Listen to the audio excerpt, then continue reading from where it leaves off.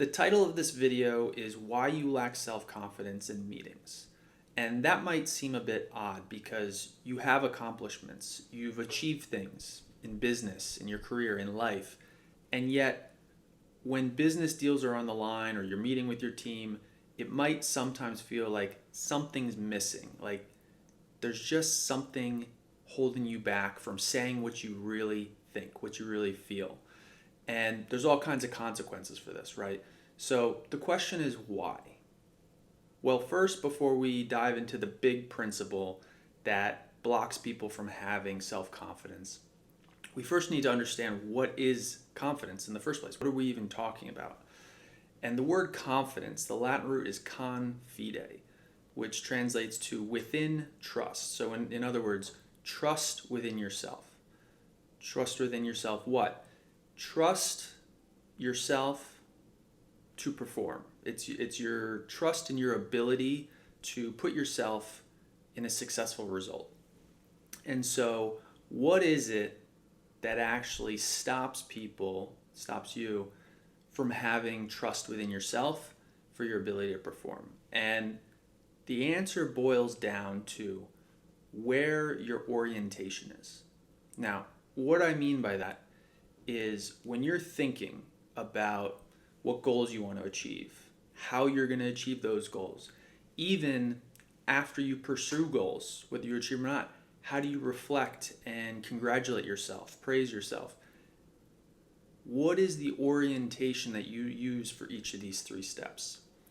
It boils down to other people or yourself.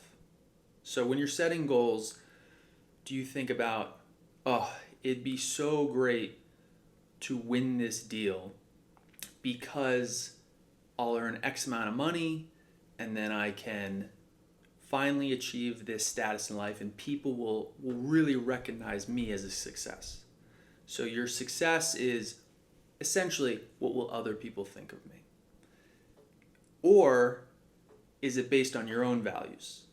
You have certain values around freedom, around achievement, around cooperating with people. Maybe you love working with the team because you get to communicate.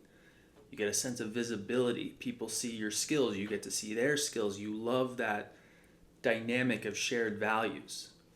That is a much different coloring of life, and in business, of course, than other people will think I'm great.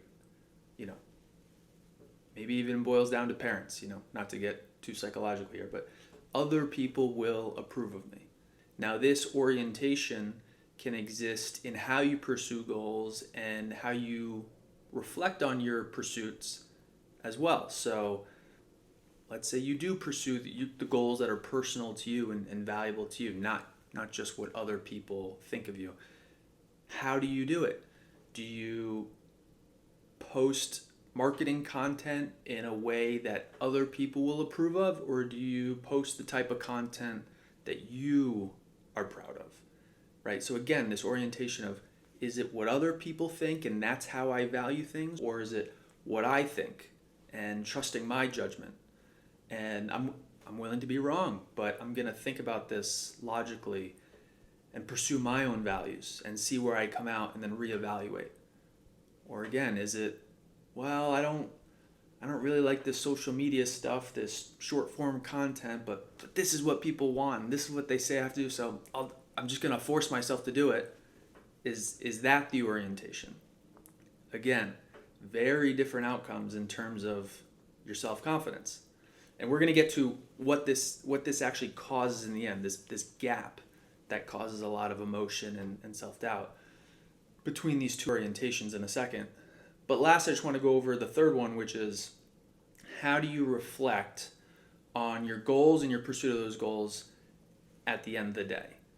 Again, is it you congratulating yourself because you pursued your specific goals that are meaningful to you?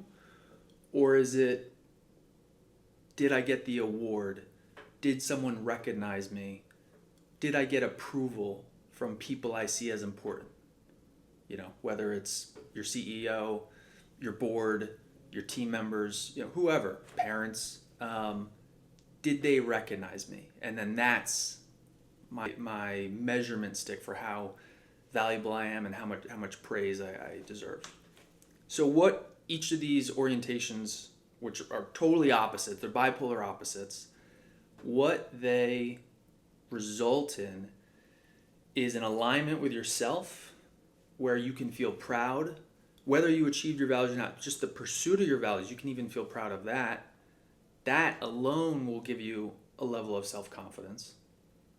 Or if you're pursuing certain values that are not yours to appease other people, that will create a gap between your values and someone else's values. This dissonance between who you are and what you're pursuing creates a disalignment with who you are. It's a disintegrity, and that gap is going to come out when you communicate, because no communication can be suppressed. Even if you don't say it verbally, it comes out in a trembling voice or a lack of certainty. Some way the body communicates what it's really feeling, and your subconscious is always doing these calculations between what you're pursuing and how it aligns with who you really are.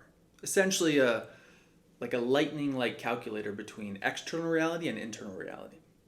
And when you haven't aligned those, that's where your lack of self-confidence comes from.